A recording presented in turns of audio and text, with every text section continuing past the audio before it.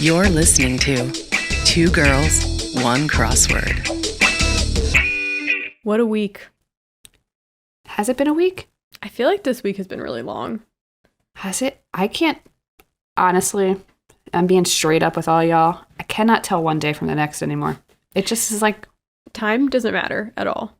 It doesn't. And I don't know, if I'll ever be able to perceive time the same. Well, I guess only time will tell. Oh, that's so funny. Welcome, everyone. We are the Good Evening Girls. I'm Grace Topenka. And I'm Chelsea Rowan. And you're listening to Two Girls, One Crossword, your favorite weekly Podword Crosscast. Yay. What a beautiful opening. We never have perfect openings, so I hope that actually turns out as good as it sounded while recording. I'm sure it will. I mean, whatever. The bar is low. But yeah, like I said, another week here with you. Another day, another dollar, as they say. Shall we just jump right into our heights and shites? Are we being super, what's the word?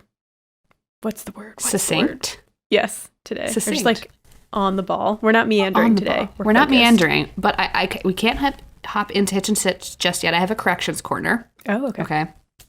I received a phone call from a family member who was, when they listened to the episode where you talked about dog breeds, and we were kind of talking about the different dogs in our lives, they were a little upset that I did not mention every single family dog.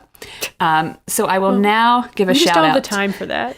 I will now do it just for them, since we haven't had a corrections corner in a long time, and I feel like, fuck it. I'm going to remind our listeners that, yes, we do occasionally have corrections corner where we correct past mistakes.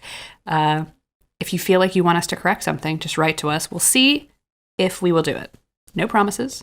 Oh, we will. I mean, unless your correction is not correct. Right. Otherwise, we've never not done a corrections corner if someone has written to us.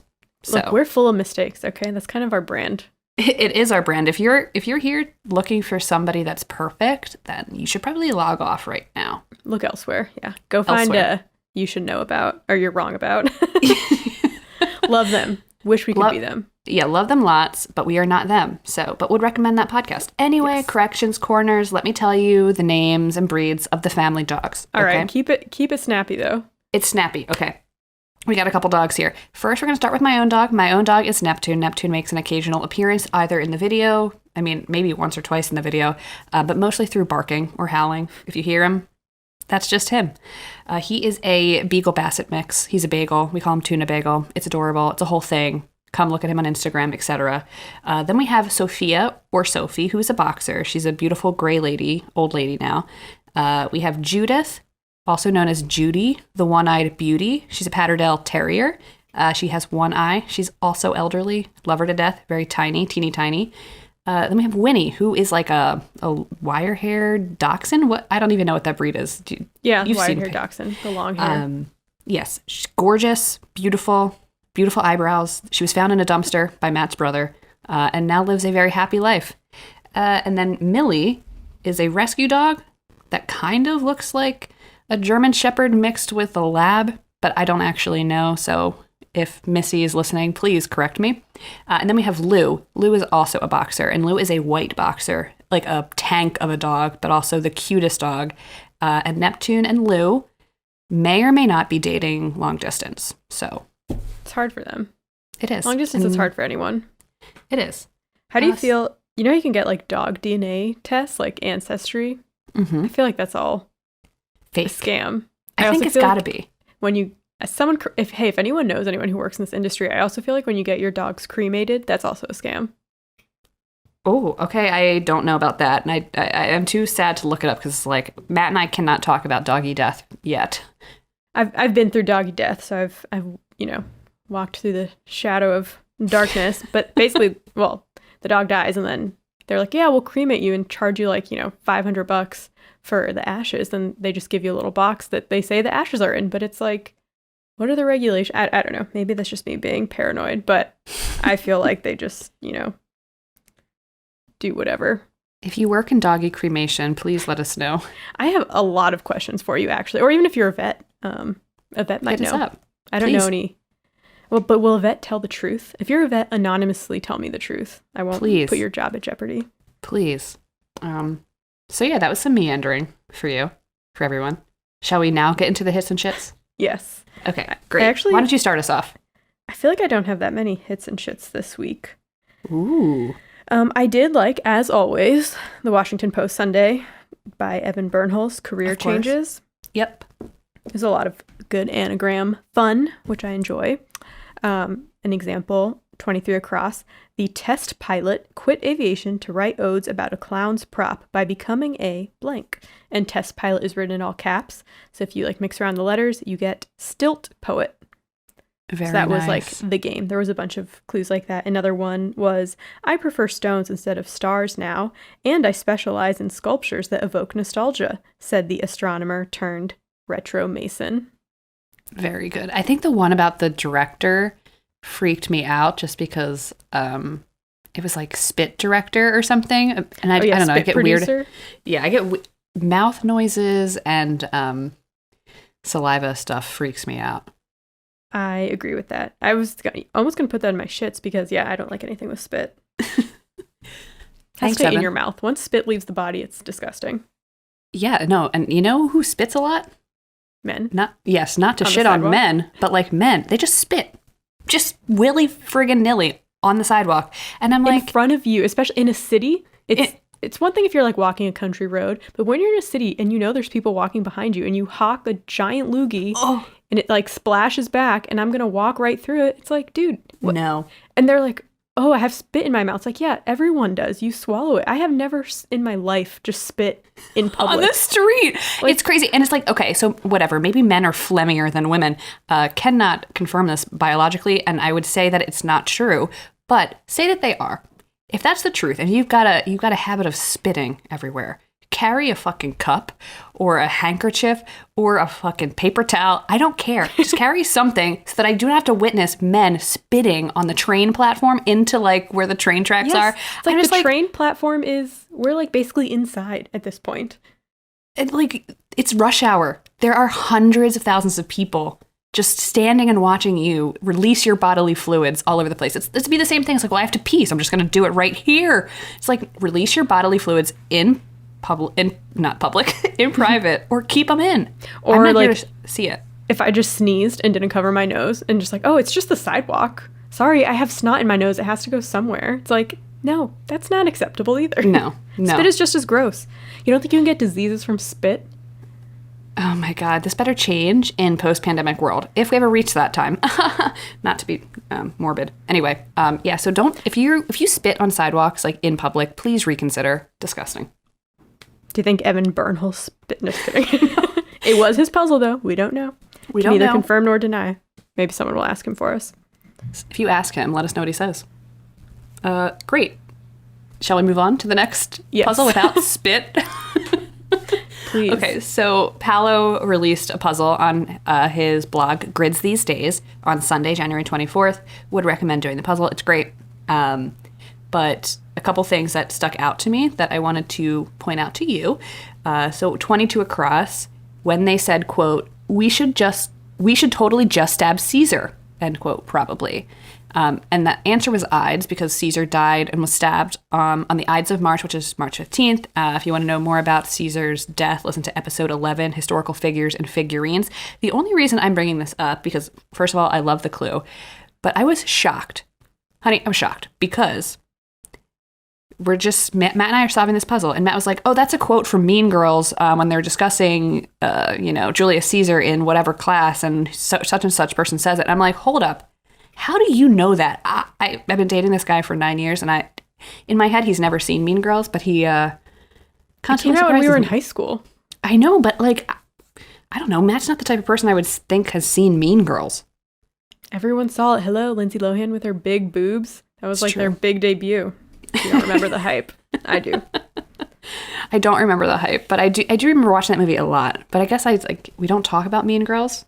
It just surprised me that he was like, oh yeah, that's a Mean Girls quote. And I'm like, wait, how do you know that that's a Mean Girls quote? He's obviously seen the movie. Anyway, 50 across, maybe you know this, blank the first Disney series. Isn't it like Elena or Sophia? Sophia, right. Okay. So this was a wake-up call for me because I didn't know that Disney had a TV series called Sophia the First, which means that I didn't know that I knew the entire opening theme song to Disney's Sophia the First, which is a TikTok sound that I know by heart. And it goes, I was a girl in the village doing all right. And then I became a princess overnight. Now I gotta figure out how to do it right. So much to learn and see up in the castle with my new family. Anyway, I could keep going. But I just want to say thanks, Paolo, for making me realize that I have this whole theme song memorized from a TV show that I didn't even know existed. She's the first Latina princess. Oh, good to know. But she I doesn't also have a didn't movie, know that. Only a TV show. So what's that about? So what is that about, Disney? And then my favorite clue from the entire week. This made Matt and I die laughing. One down, sticky stuff, ? And the answer is wood. Because wood is made, because sticks are wood. Oh, nice. I get it. Part of the reason it made us laugh so much is because we had the double O filled in and we couldn't figure out for the life of us what it was. Yeah, I think it was like goop or something. Right. And then you finally fill it in and you're just like, that was so satisfying. So thank you, Paolo. Good puzzle. Let's see. What else did I like? I liked The New Yorker, January 25th, by Anna Schechtman. Mm-hmm. She had some good clues in there. 60 across. Figures that aren't hardcore, ? Dad bods. So good. And then 7 down. Second private social media account, Finsta. I just like to see that because it's fun. And I feel You love to see it. Yeah. I had to explain to Matt what a Finsta was. So that confirms to me that he does not, in fact, have a Finsta of his own. So I feel like celebrities have Finstas. yeah, I know. And some people, if you're trying to cheat on your partner, you could have a Finsta, but don't do that. I don't think that's what it's used for. It's used for if you're like an influencer or celebrity. Finsta's like where your real friends follow you. Right. I think some people do have fake Instagrams, though, to like do salacious things. Why would you cheat on Instagram? You cheat on Tinder. I mean, I don't cheat at all, so I wouldn't know where you do your cheating. But this is where my paranoia goes. I'm like, every app is possible. You could do anything. I trust my boyfriend with all of my heart. I do. This is like the Matt episode. No, sorry. I really liked, really liked is like not the right way to put it, but 45 across from that puzzle, lyric turned mantra from a 2013 DJ Khaled song. And the answer is No New Friends, which is a song I didn't know, okay? But I listened to it today. And the only reason I'm putting it here is because I love that phrase, No New Friends. It fits perfectly with my lifestyle. I basically have been living this mantra without realizing it. I don't like DJ Khaled like as a person or as like a musician, but I do like this mantra. And I will say that Grace and I saw DJ Khaled live. We did, not on purpose. Not on purpose. It was actually shocking when he stepped out on stage and then scootered from one end of the stage to the other. That image will live in my memory for life. He opened for Beyonce, if you were wondering why we saw him. He was one of the openers. Then Chloe and Halle were the other. Which was really better. Cool. That was awesome. Another one. No New Friends. Everyone put that as like their Instagram captions back in the day when it came out. I don't subscribe to that belief, by the way. Don't let me in on that. I love, meeting new people. I like meeting new people. I'm not necessarily taking applications for friends right now, though. There's a lot of cool people out in the world. You never know. We can be acquaintances, for sure. But friends to me is like a lot of time commitment. I have a hard enough time giving myself enough emotional attention, let alone like the 2 friends that I have. So That's fair. I'm just being true to myself, I liked that clue as well. I also really liked the USA Today crossword on January 26th, Make Ends Meet by Alina Abidi and Brooke Husick. There's a lot of good fun cluing in this one. And I think I saw on Twitter a lot of people were tweeting about this one. They liked it too. This puzzle. The clues I liked were 43 across, HR rep on The Office. Shout out to Toby. Love him. Love to see it. I'm a simpleton. I'll take any Office reference. 15 down, famous trans allegory in film, The Matrix. I did not know that at all. To be fair, I've probably only seen The Matrix like once, and I wasn't thinking that hard about it. But then I went down a rabbit hole and like looked up all about it. Extremely interesting. Both the directors of The Matrix, I think there's 2 directors. They're both now trans. They weren't when the first movie came out. Right. They have since, they weren't out as trans until after the movie came out, and then right. I read like a breakdown about it. Very interesting. They're also located in Chicago. Did you know that? No. Well, now you know. Didn't. This was, I mean, it came out before I even had any connection to Chicago at all. So I No, wouldn't for have sure. I didn't remembered realize it was a trans allegory. I did know that the directors are since, trans now, but interesting. I will visit that rabbit hole later tonight. Thank you. Yeah. Very cool. And then I just liked 38 Down, dramatic look, smoky eye. I feel like makeup terms like have so much potential to be clues in crosswords, and we don't see them very often. Right, So, because they're women clues, honestly. yeah. But it's always fun to see them. It and is. dramatic look, I was like, what? Like a sneer? Right. Something like that. And then I was like, oh, smoky eye. I like that. Love it. Love it. I did the Wednesday, January 27th New Yorker by Amy Lucido. And I mean, I love Amy's puzzles. Like, truly, anytime we do them, she always pulls something She together. always delivers. She always delivers. Thank you, Amy. Two Across was when I knew that I was going to love this puzzle. Two Across was biblically womp.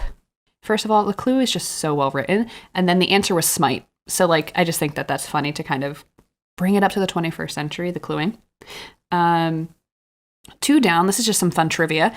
McFlurry mix in of your, and the answer is Rolo. So apparently you could get Rolos in your McFlurries. I didn't know that. I wouldn't have gotten it if it was either. available to me. I mean, in theory, I like the idea of a Rolo. I like chocolate and I like caramel. The rollers are too sticky, though, for ice cream, I think. Yeah, I feel like they wouldn't blend well. They wouldn't. You need like a softer caramel if you're going to blend it in. Some people aren't into caramel, but if you are, I'm not trying to be like eating a McFlurry. That's why it doesn't exist anymore. I guess that's why. McFlurry Of your. And then, Grace, I feel like we need to talk about this. 8 Down, giggle that might be accompanied by a wink. It was tee-hee, spelled right. It was truly spelled correctly, tee-hee. It was the happiest I've been in a long time. Grace and I always bring this up when we see tee-hee in crosswords because it's crossword E's. There's lots of E's in the answers. And you can apparently, according to crossword constructors, and I'm not giving you shade here, but you can remove or add as many E's as you want to the word tee-hee to fit your grid. And it really bothers us because it's not, sometimes we see T-E-H-E-E, and that to us is tee-hee. And then sometimes you see T-E-E-H-E or T-E-H-E, and it's like, can we just all agree on a spelling? The correct spelling in my heart of hearts is what Amy provided on Wednesday, January 27th. So thank you, Amy. Thank you. I noticed that too when I was doing it. I was like, oh, this feels good. It feels right to really put this in. Other times it feels doesn't. good. I know. So yeah, that's what I got. That's all I got too. Ooh, does Well, that look mean? at that. Oh Shall my we God. flip? It's time to flip the coin. All right. Woo, woo. Boop, boop, boop. I'm flipping the coin now.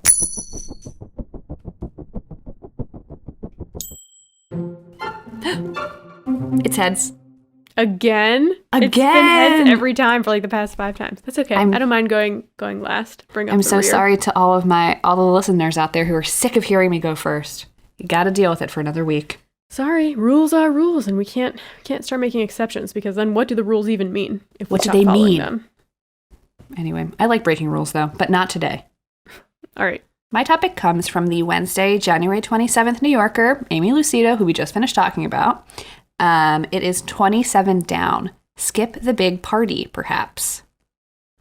And Elope. the answer is elope. Yes, exactly.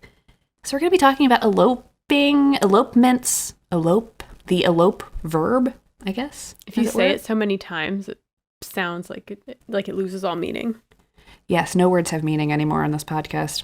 So how many times have you eloped? 0, I think. Oh, damn, me too. Anyway. In my memory. That she Who knows? remembers. What happens in Vegas stays in Vegas. Of course.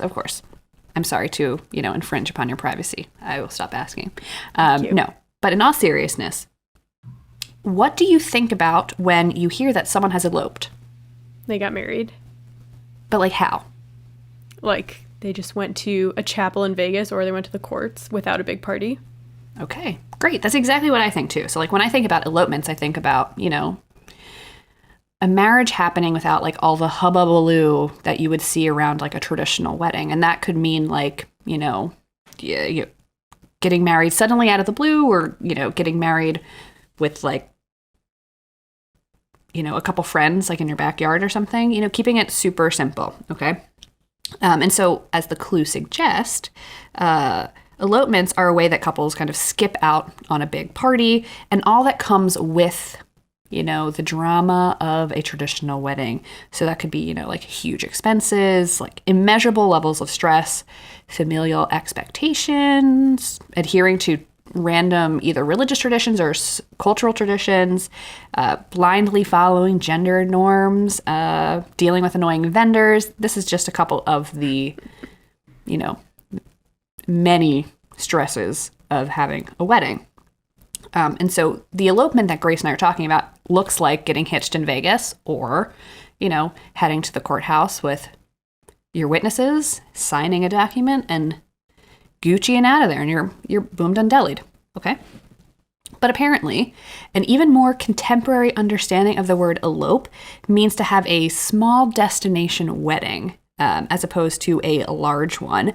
And this could mean like, instead of having basically elope is the antithesis of a princess wedding. So instead of having 200 guests, you have like 40 guests, and you guys go and have like something really quiet in the woods, and it's like very small. But it could also mean like it's a wedding for you and your partner, and there are no guests.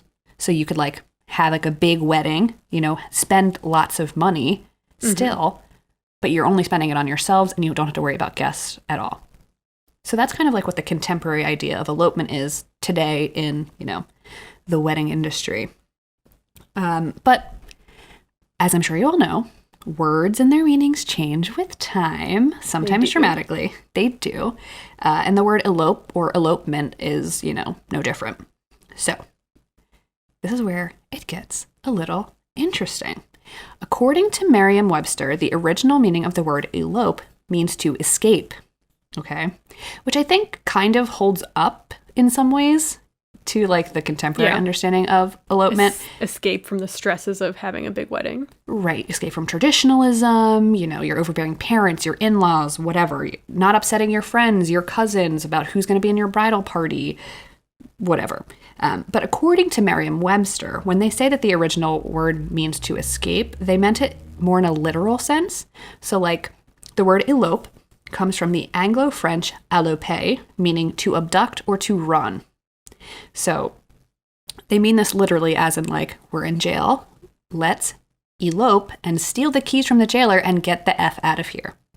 Ooh, that sounds more fun. Sounds more fun, right? But it wasn't until like the 17th century that elope came to have like a definition relating to marriage and or romantic relationships. It was first specifically applied to a woman who left her husband to run away with her lover. So that's what elopement meant back in the 17th century, would be like, I'm married to William and I hate him and I'm in love with James and I'm going to run away. So you've just eloped with James, even though you're technically still married to William. Skipping out. And I mean, honestly, you have to remember that like women didn't have the opportunity to divorce or leave their husbands. So many women have, lived their entire lives married, back in the whatever. And still today, married to men that they can't get out of marriages with. And so the only way for them to get out of these marriages would be to elope with another man, potentially, at the detriment of themselves and their entire family and even their lover, sadly.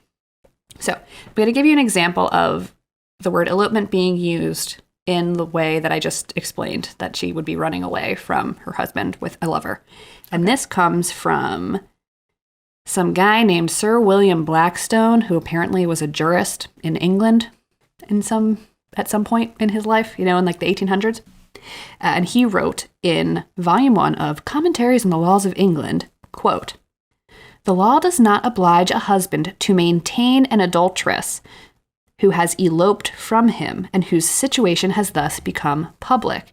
And what that means is he's not required to take responsibility for this woman anymore, because under the law, she is his property, right?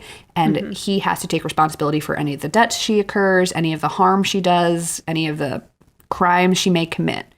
But it's saying that if a woman elopes, runs away from marriage to be with another man, she is no longer the problem of the husband. So he can basically write her off. Yes. So I also read an interesting article on a website called Genealogy Bank. The article is called Researching the Not-So-Romantic History of Eloping by Gina Filabre Ortega, who is a genealogist, and she wrote a book called From the Family Kitchen. Ortega says that elopement changed from meaning a married woman running away from a lover to just mean a married woman running away, period, in the Americas in the 1800s. So she provides an example of an advertisement for whatever reason. So she provides an example like with an advertisement from a 1793 Maryland newspaper placed by a man named Michael Humbert about his wife Elizabeth, who apparently has eloped for a second time. So I'm going to read you what the ad says. Quote, "Whereas my wife Elizabeth Humbert hath eloped from my bed and board the second time, I therefore forewarn all persons of either trusting or lending her on my account, as I am determined to pay no debts by her contracted." Sorry. For anybody who's wondering what just happened, I just watched Grace's cat try and invade our He was recording. clawing onto me. I was trying to get him off my lap. Then he got all tangled in my cords and stuff. He's trying to be subtle about it. Poor Arnold. Doesn't he realize we're talking about elopements right now? No, he can't hear you because I'm wearing headphones. Oh, and he right, also right, can't right. speak English. Okay, you don't know that. Maybe he's just pretending he doesn't speak English. That's true. Just so that he doesn't have to talk to me or answer my questions. All the questions you ask him every day. I just read this ad, basically, where, you got Michael Humbert saying, if my wife comes to you and asks you for help, for housing, money, do not help her. Because if you do, and she never pays you, you cannot come to me and say that my wife owes you money, because I will not be paying any of her debts. She just eloped for a second time. She is out on the streets. Good luck to her. Wait, so she eloped once, came back, then eloped again? Right. So they're not allowed to elope legally. You're technically at this point your husband's property, and so you would be brought back to your husband if you were found. Sadly, ugh. Right. And so women sometimes would just run away from an abusive house, or even it doesn't matter why they were running away. If they didn't want to be with you, then they didn't want to be with you. I'm not about to try and dissect why women were running away from their husbands in the 1700s and the 1800s. I'm not. I'm not going to do that. We can all guess why they were trying to run away. But basically, these guys would get pissed off and put these advertisements in newspapers basically being like, F you. So more on that. Ads like this were super common during this time in America. Much like you might announce a birth, death, or marriage, you would also announce an elopement, but these elopement announcements were very much not happy. It's kind of embarrassing. It's like, hey, everyone, my wife left me, so I don't owe her debts anymore. Sorry. Right. Well, so according to the Geneva Historical Society, and this is a longer quote, but it's interesting. Quote, "Aggrieved husbands took out ads in newspapers announcing that their wives had eloped, meaning they had run away. These ads tended to be very similar in that they proclaimed that the husband no longer had any responsibility for their eloped wife and warned others not to give her shelter or money. In many cases, it was claimed that the debts she incurred would not be his responsibility." Okay? Continued. Essentially, these ads, quote, "documented a wife resisting the authority of her husband and the consequences for doing so," end quote. Although it could be seen as an embarrassment for a woman to be named a runaway wife, no matter the circumstances, it was just as much of a social embarrassment for the husband at this time to admit that he had lost patriarchal authority in his household. In some cases, the ads prompted empathy for the women rather than scorn, and the women were sometimes more likely to receive assistance. These ads were popular at a time when divorce was exceedingly rare and women had few opportunities to separate themselves from a bad marriage. So the men were putting out the ads and the women would benefit from it? It seems like it. I think that's probably an oversimplification. There's actually not a lot of public or free literature on this topic on the internet. There's so much people that have written about, but none of this seemed legitimate. So I tried to kind of stick to the legitimate websites that I could find.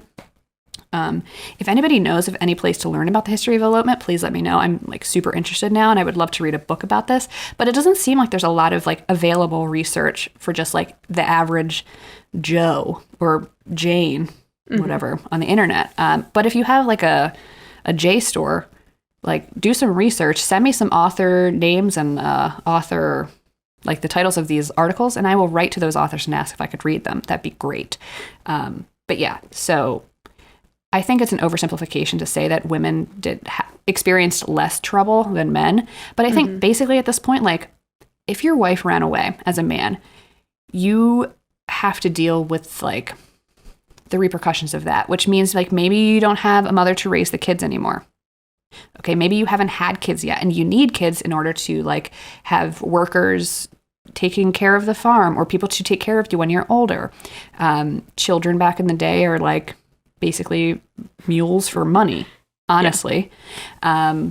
And then I don't know what would happen if they left. Like he might want to marry somebody else. So he needs to find a way to absolve his marriage. And by being able to do that, he had to place this advertisement, and then the church might absolve his marriage so that he could marry another woman and like start over. Who knows? But he was probably just like pissy and like his ego was really hurt. And so he's like, I'm not paying her debts. It's like, shut up, Michael Humbert. You sound like a dick. And everyone read the newspaper like front to back those days too. They really did. And they probably cut the stuff out, put it on their wall. They're like, Michael Humbert, he's mad today. So we're going to kind of like do like a quick about face. So I'd be remiss if I did not mention a thing called Gretna greens. Have you heard of Gretna greens? I have no idea what that is. Okay, I hadn't either. It's actually really interesting. So I'm going to talk about Gretna greens now. Gretna greens is like an overarching term or name used for cities where couples can run off to get easily married. Yes, it's named after a city in Scotland, named Gretna Greens, where couples used to do just that, like run off to get married. Apparently, in Scotland, historically, they had very like relaxed marriage laws or marriage requirements. You had to be over 16 years of age and declare yourself husband and wife in front of witnesses. Like that's what you had to do. So it was 16? Yes. Oh gosh. Super easy to get married in Scotland. And because it was super easy to get married there, couples would like run to Scotland from neighboring countries and get married. Apparently, Gretna Green was an actual place where it still is. It's still there. Where like it was basically the first stop along like the road from England to Scotland. And so it was very convenient for people to like would cross the border, head to Gretna Greens and just get married really quickly.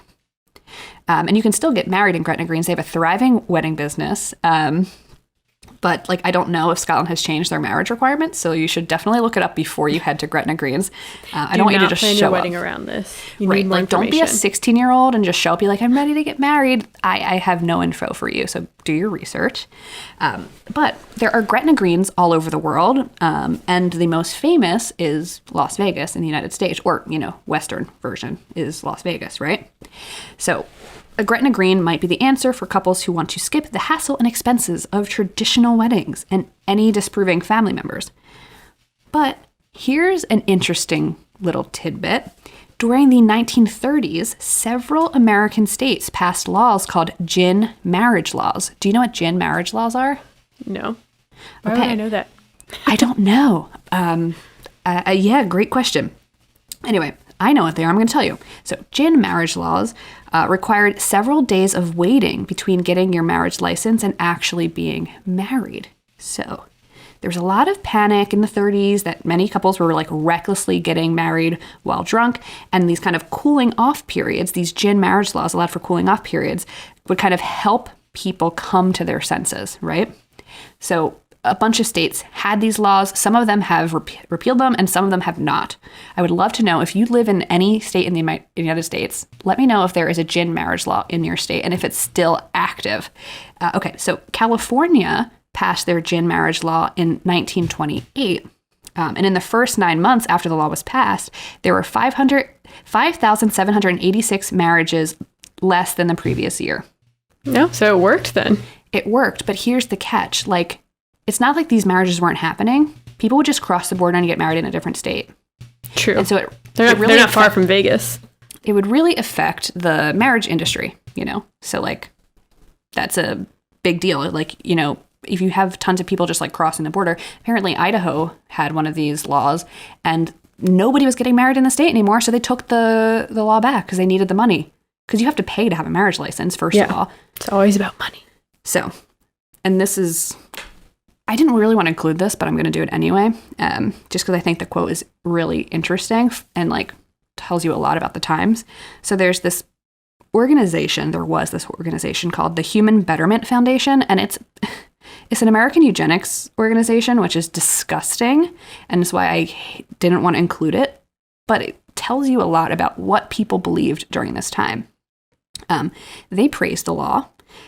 They said that in 1932, 569 licenses went unclaimed after the waiting period, and that these marriages were, quote, probably freak marriages, fraudulent marriages, drunken marriages, runaway marriages, and others whose abandonment was a gain to all concerned. So people were really worried about people marrying the wrong sort of people or marrying under the influence. Just worry about your own stuff. Right. Worry about yourself and don't worry about what these 16-year-old freaks are up to. Just kidding. I don't think 16-year-olds should be able to get married, but no, I guess I'm just old school like that. I don't either, but I think there's probably like a racial element here. There's probably like a class element as well. Like for sure. You can't marry between certain classes because, as the woman, you should be providing not like a dowry, but essentially like a wedding gift like that to the male's family. And also like this was happening during the Prohibition. Everyone's really upset that like people are getting drunk and like marrying somebody. And it's like, you live and you learn. If they're getting drunk and they regret the marriage, like, so be it. They'll just elope. Oh, exactly.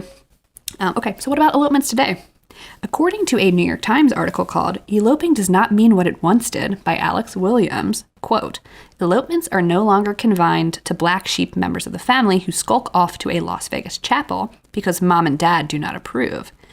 With the cost of a 200-guest wedding spiraling upward and many people getting married and remarried at ages when they no longer feel a need to be the stars of their big day, couples are now considering a table for two as a civilized alternative to 12 months of planning hell. I mean, I don't blame them. Not to like, push my own wedding agenda, but it's crazy how much money people spend on weddings. It's one day of your life. And it's also like, you can travel the world for that much money for like you could travel a year. The world multiple. Yes, exactly. And the fact that people define like this is the happiest day of my life. Like your wedding should not be the happiest day of your life. Your life should be filled with many, many happy days. Do you know what I mean? Well, have you heard the statistic that, I don't know if this is true. I've heard it a bunch of times and I have actually like anecdotally have seen it happen. They say the more expensive your wedding, the higher chance of divorce. Yes, I've heard that. I've seen it with my own two eyes. I'm not going to say more than that, but no, yes. My partner, does a lot of wedding videography and photography, and not that he gets to see which of these couples gets divorced, but you get exposed to the types of people that spend this kind of obscene amount of money on weddings, and you're looking at them and you're like, do these people even like each other? Like, why are they even here? Like that question comes up when you go to these like lavish weddings. Whereas, when you have people that are more focused on, I want this day to be about our love and like, whatever. And they're like, they get married like in a glen in the middle of the woods somewhere with like a hippie pastor or some shit. Like it feels like they might like each other a lot more than the two people who are spending millions of dollars on a wedding. Who knows? Hippie pastor? I think that's does that exist? I don't know. I think it exists. Or maybe just like a hippie who has like the what's it called? He did the online course to like marry someone.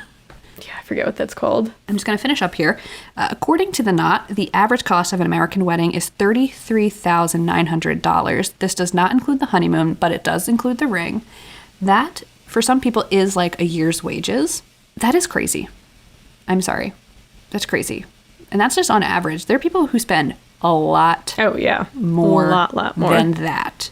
Well, some people are very rich. You're forgetting that.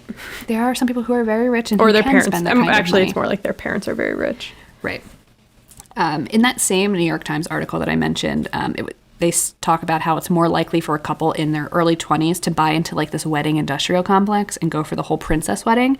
But like after the age of 30, whether it's your first marriage or a remarriage, The couple is often past the stage in their life where the wedding will be the best day in their life or the defining day of their life. And they're kind of just more interested in like finding a way to celebrate the day about their love together. And so, again, from this New York Times article, they talk about fancy elopements or private ceremonies. Wedding professionals call them these like fancy type things, right? And can cost anywhere from $10,000 to $100,000 to elope. Well, It's is this crazy. like where it's like a destination wedding and you invite, like just because you invite 30 people to your destination wedding does not make it an elopement. In my opinion, you're still asking these people to spend like $500 to meet you in wherever. No, I agree. And so there are some people that call that an elopement, right? But it seems more likely that it's more like you and your partner plan a really extravagant vacation, like go off the hook, okay, for this vacation, and you get married on that vacation. And it's just you and your partner, your wedding planner, your photographer, your florist, whatever. There was a story in the article about a 28-year-old law firm manager and their partner, who was a lawyer. They traveled to Vietnam with their wedding photographer, their wedding planner, a floral designer, and they kind of staged an elaborate ceremony at a temple in Vietnam. They hired local children to carry the canopy. I'm sorry, were these white people? I don't think so. Going by their last names, they sound not white. Okay, because I'm going to say that's a little much. Like, no, I agree. I agree. So they hired local children to carry the canopy. They had flower girls in traditional dresses, blah, blah, blah, like lace lanterns, the whole deal. Musicians, and they had a chef prepare this huge feast. And it says the ceremony was so elaborate that they did not even refer it to as an elopement, but rather a wedding for two. We had the rehearsal dinner, the hair, the makeup, the cake cutting, the vow exchange, she explained. We had everything but the guests.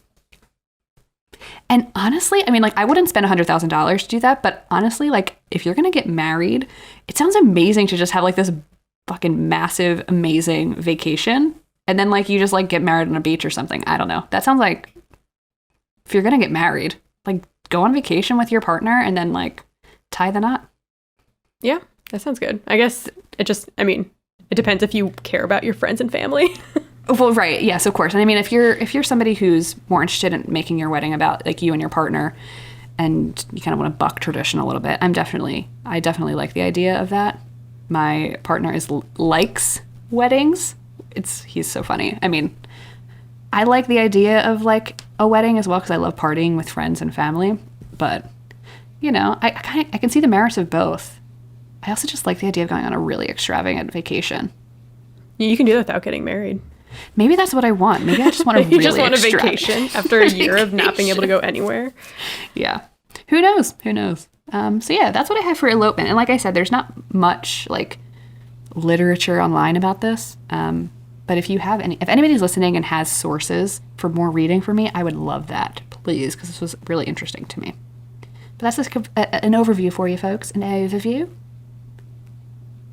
All right. Well, we're going to do quite the about face for my topic. Are we talking about divorce? No, this is like on another planet from this topic. So, oh, okay. Very nice. We'll find out. Let's do it. My topic comes from the Washington Post, Sunday, January 24th puzzle, Career Changes by Evan Bernholz. And it is the clue 35 across. The stage manager left the theater to represent a giant flying turtle of Japanese monster movies as Gamera's agent is the answer.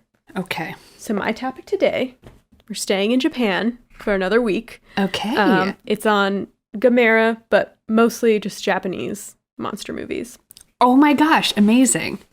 Very exciting. Okay. Very much So so. let's just talk about Gamera first. Gamera is a gigantic fire-breathing prehistoric turtle-like monster who was mutated by exposure to nuclear weapons, as they often are. Of course. And he can fly because he has jets that are located inside his limb holes in his shell, but all his legs have to be tucked in for the jets to come out, except in newer iterations, he only has to tuck in his back legs, which gives him more mobility because he can fly and use his front legs. So very good for him. Very kudos. His shell can also deflect missiles, and he has 2 gigantic tusks, so he's quite scary. That is quite the monster. He makes his first appearance in 1965 in a Japanese film called Gamera, the Giant Monster. And in the first film, he's portrayed as being aggressive and destructive, even though he does save the life of a young Japanese boy. But in future films, he kind of evolves. He has a little character arc, and he kind of has like a more benevolent role where he becomes a protector of humanity, especially children, from aliens and other giant monsters. So Thank God. Thanks, God Gamera, for your work. Yeah. We love You're you. such a hardworking boy. Thank you. So Gamera films, there's multiple, they fall under kaiju genre. Kaiju is a Japanese for strange beast, and it's a Japanese genre of film that features giant monsters and big cities. And Is this like Godzilla? the most popular one of all, Oh, sorry. the father of kaiju genre, is Gojira, or as we know him in the US, Godzilla. Interesting. Okay, this is really interesting. I know nothing about this other than I think I might have seen clips of the original Godzilla at some point in film school. You'll see. So Please teach me. wait, so you don't know anything about the metaphor of Godzilla?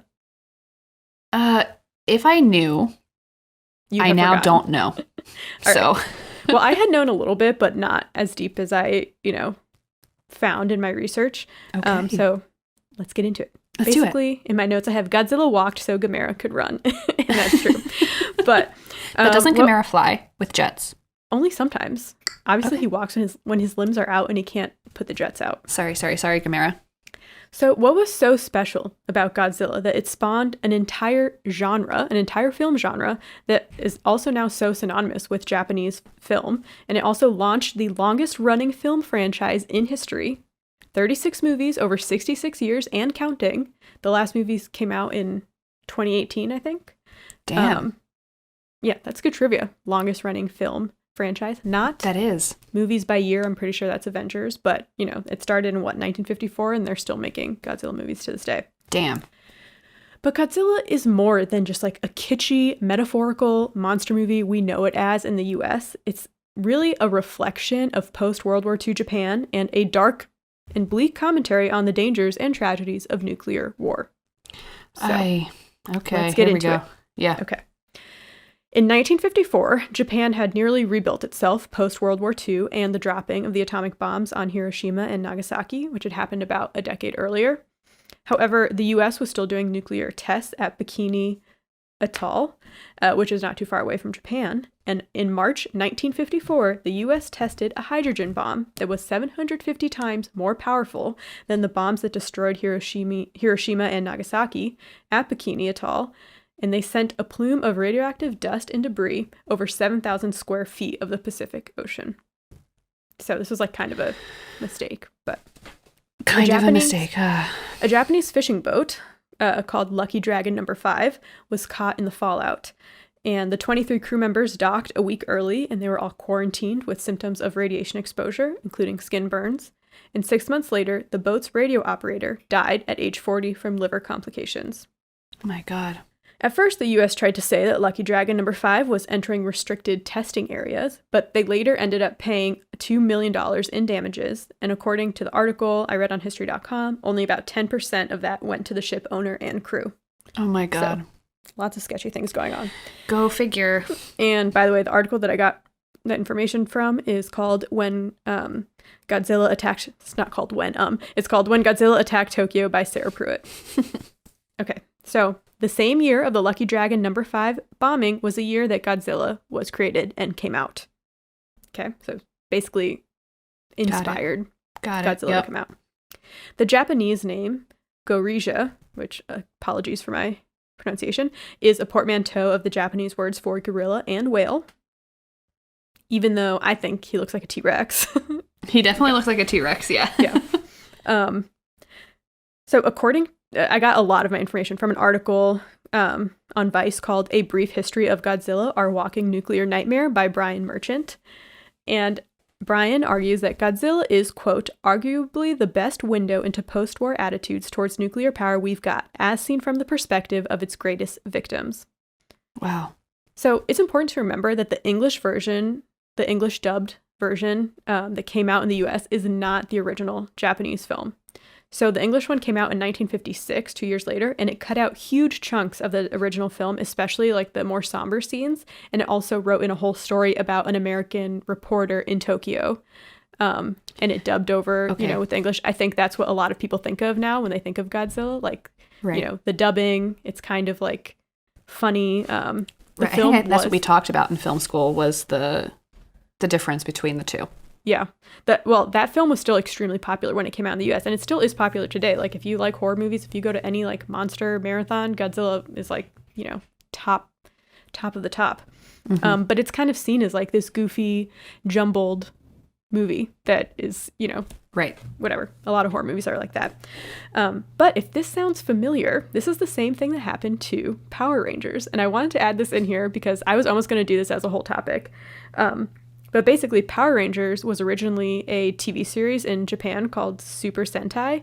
An American studio bought the rights to it, and they like took all of the cool fighting scenes from it, but added in random like English storylines about teens going through like normal problems. So that's why the show is so, if you ever watch it, it like doesn't make sense. It's very fragmented and disjointed. Mm-hmm. They'll be like failing a test in one scene, and the next second they're like out on a field doing flips and fighting this like random alien with really no like build up to that. I loved that show though, man.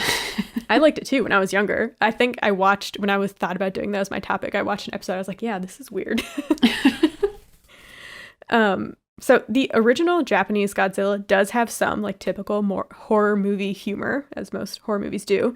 But you'd be hard pressed to find laughter in the audience. Many actually left the theater crying. So let's break down the movie with Merchant from this article. Okay. So the movie starts on a quiet, casual day on a fishing vessel. All of a sudden, there's a huge explosion. An H-bomb has woken up the creature Godzilla, who is resting peacefully on the bottom of the ocean. So yeah, the fishing vessel, Lucky Dragon number 5. His footprint is teeming with radiation, so they know he's like, the result of a nuclear bomb. Mm-hmm. He destroys the small seaside towns first before heading to Tokyo, where he completely destroys the city, is breathing flames down the street. There's a scene that shows a woman protecting her 2 children, telling them that they'll see their father soon, presuming he died in the war, and then Godzilla scorches them to death. Oh my God. He destroys the infrastructure of the city, bridges, power lines, and trains. It will take their country forever to get back to their feet and recoup from this. Mm-hmm. He leaves Tokyo, and the movie covers all the leftover carnage. Bodies are being carried away on stretchers. A doctor diagnoses a young child with radiation poisoning. Meanwhile, a scientist has built a weapon strong enough to destroy Godzilla called the Oxygen Destroyer. But he doesn't want to use it because he's worried that it's just going to make matters worse. What if it falls into the wrong hands?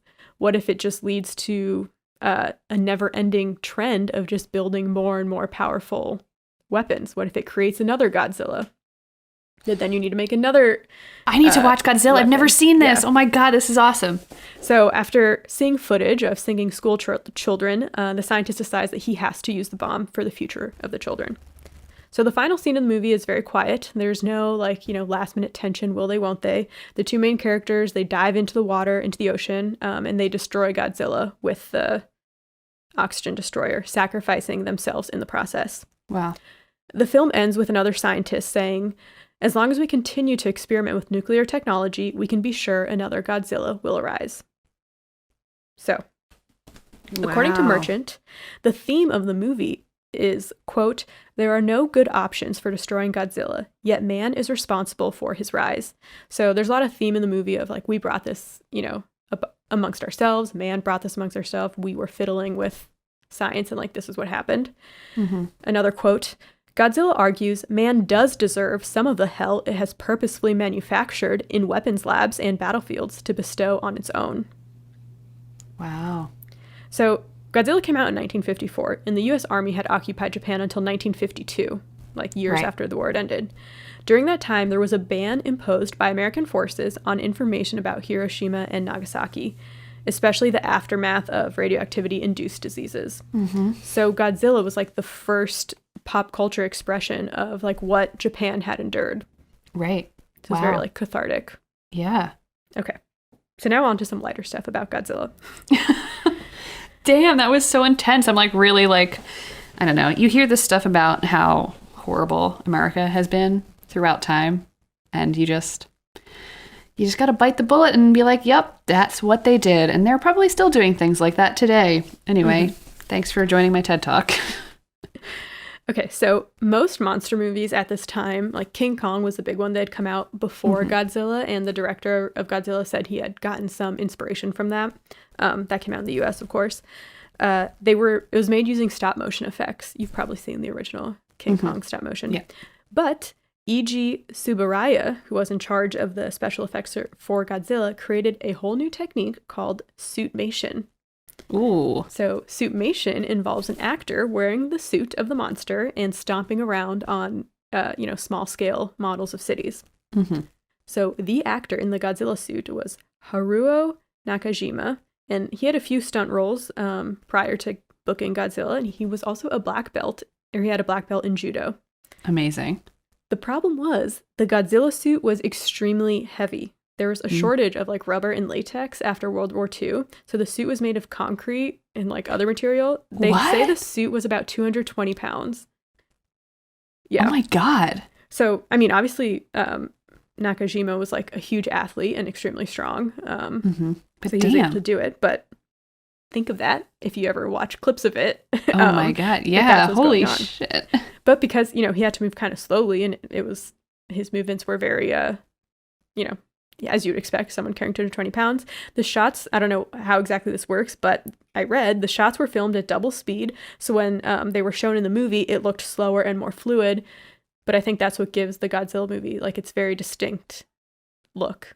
Interesting. Yes. Nakajima played Godzilla in 12 different movies between 1954 and 1972. Get it. So he held the role for a very long time.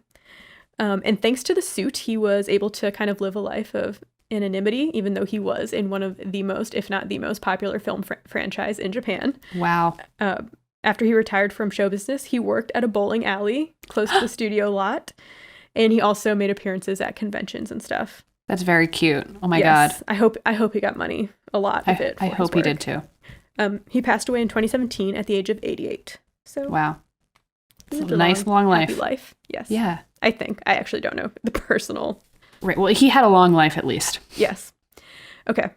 So some other kaijus that came after Godzilla were, we talked about Gamera. There's also Rodan, who is a colossal prehistoric pteranodon. He looks like a pterodactyl to me. It's just like a giant flying dinosaur. Okay. Then there's Mothra, my favorite. Of course, I know that one. Mothra is a giant moth who's often depicted as being female, and a lot of her storylines have to do with like saving the environment. She's very eco-friendly. Amazing. And then there's You should show me some of these. King Ghidorah right now. No, I just mean in general. Like, I know that you like horror things, and like I've never seen. I mean, I think I've heard all of these like monsters, but I've never really seen them. But that's something we could do. That is. Well, like I said, Godzilla comes out with new movies all the time. The U.S. A U.S. studio made a movie, I think it was 2014 that came out that was pretty big, but I don't know what happened. I could not get through it. And I don't know, maybe it was like that night I was really tired. If you know me, I never fall asleep during movies ever, but I like could not keep my eyes open during this. And I was excited because it had to do with like a nuclear testing site. It kind of brought back his origin story a little bit. We're going to go into that, but just King Ghidorah is a 3-headed dragon. That's like the other big one. So it's those 5: Rodan, Mothra, King Ghidorah, Gamera, Godzilla. Nice.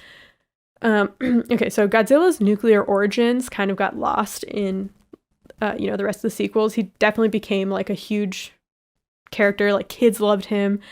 He in different movies he fought pollution. He's fought greedy businessmen. He did crossovers with comic book heroes. He's kind of he's dipped his toes in everything. But yeah, he kind of lost his nuclear origins a little bit. But which is why I was excited to see the 2014 movie, but I never finished it. I don't know. Maybe that's one we can watch it again. Yeah, if you've seen any of these, let us know. We would love to hear what you think. Yes. So one of the reasons why I wanted to do this topic was because, well, one, I love horror movies, but also, have you seen the memes lately of people talking about who would win, like King Kong or Godzilla? Or is that just me? I think isn't there a new King Kong movie coming out? Maybe, but I've seen that it's coming out. It's King Kong vs. Godzilla 2021 film. Okay. Yes. So that must be why people are talking about it. Everyone's saying, like, for sure Godzilla would win. Well, there is an original King Kong versus Godzilla that came out a couple years after the original Godzilla. So Toho, Toho Studios, they made all the Godzilla movies and a lot of the other monster ones as well. They eventually bought rights to King Kong a couple years after Godzilla, and they made a King Kong versus Godzilla movie, making them duke it out. And to much controversy, King Kong won in that movie. Interesting. To be fair, he was struck by lightning, giving him extra powers, and he was a lot bigger than he appeared in his original movie. The original. They made him a lot bigger. But I don't know. Who would win? I feel like Godzilla would win. First of all, he's been living like at the bottom of the ocean. So what could possibly, under all that pressure of water, he's also been King Kong nuclearized, smash, Yeah. He can breathe fire. I don't know anything about these movies other than like what I vaguely remember seeing in film school. But from the trailer for Godzilla vs. Kong, that's what it's called, 2021, directed by Adam Wingard, starring Millie Bobby Brown and Alexander Skarsgård. Okay. It seems like Godzilla is attacking, and they have to go and bring Kong to come take him down. Seems like King Kong is going to be the good monster. That's basically what it is in the original. Yeah, King Kong is like part of the U.S. Army. But then I think I read there were other movies where Godzilla becomes part of the U.S. Army. So I don't know. He's all over the place. If somebody has an infographic about what side Kong and Godzilla are on, please let me know. I think it changes. Like I said, there's 30 movies. I don't think they're all Right. Right. It's like different, it's multiverses. Should I read the premise? Yes. Okay, the premise. This is from Wikipedia, so bear with me, everybody. In a time when monsters walk the earth, humanity's fight for its future sets Godzilla and Kong on a collision course that will see the two most powerful forces of nature on the planet collide in a spectacular battle for the ages. As Monarch embarks on a perilous mission into uncharted terrain and unearths clues to the Titan's origins, a human conspiracy threatens to wipe the creatures, both good and bad, from the face of the earth forever. Oh, think they'll address the origins? It seems like they're going to address the origins. To be fair, I know almost nothing about King Kong. All I know is that Jessica Lange was in the remake, and that was like her big break. And right. Shout out to Jessica Lange. Nothing. I got nothing for you. So I don't know anything about Kong's powers. Maybe he could. I don't know. I don't want to start any controversy, but I guess we'll see what happens. I'm secretly rooting for Godzilla, even though I do love gorillas. I kind of hope they become friends at the end. Oh my God, they should become friends at the end. Yeah. Okay. So we'll see. TBD. We'll see. Okay. Cool. I'm going to end with a quote from an article called Godzilla and the Japanese Nightmare When Them is US. Of course, when it's written, it looks when them is us, by Chan Noriega. It's a quote. If the word Japan evokes Godzilla, one wonders why these films are so easily dismissed. That this genre, Japan's most popular filmic export, has been neglected seems in itself to indicate a mechanics of repression at work. These movies are ascribed the same attributes as those made in Japan products that in the 50s connoted shoddiness. When examined, however, they reveal a self-conscious attempt to deal with nuclear history and its effects on Japanese society. What a great quote. Yes, I thought that was a good quote to end. So that's Godzilla and Japanese monster movies, which makes me, I feel like I have seen Godzilla, but like a long time ago. And I doubt it was the Japanese one, it was the dubbed one. So I would love to see the original. Let's do it. We could report back for all of our listeners. We could do a watch along. We could do a watch along. We have done watch alongs before and they're fun. Yeah. But yeah, that's it. That's all I got for you. Yeah, how are you going to tie this together for an episode title and an episode description? Could do like Mr. and Mrs. Zilla. I don't know. Yeah, Mr. versus Mrs. I don't know. Wedding bells are ringing. Well, I guess by the time we're listening to this, you'll find out what I did. Yes. Wow, great stuff. I guess, yeah. Until then, you can. Until next time. Find us on Twitter at The Good Eve Girls. Or Instagram at The Good Evening Girls. Or TikTok at The Good Eve Girls. Come on by, folks. We love hearing from you. It always makes our day. Please just drop us a note if you like listening to us, feel free to hop over to iTunes and leave us a review and a rating. It really helps. And we just love to see what you guys think. So please let us know. All right. Well, That's it, and that's all. Ooh, nice. Oh We my didn't even God. plan that. No, we didn't. Okay. Bye. Bye.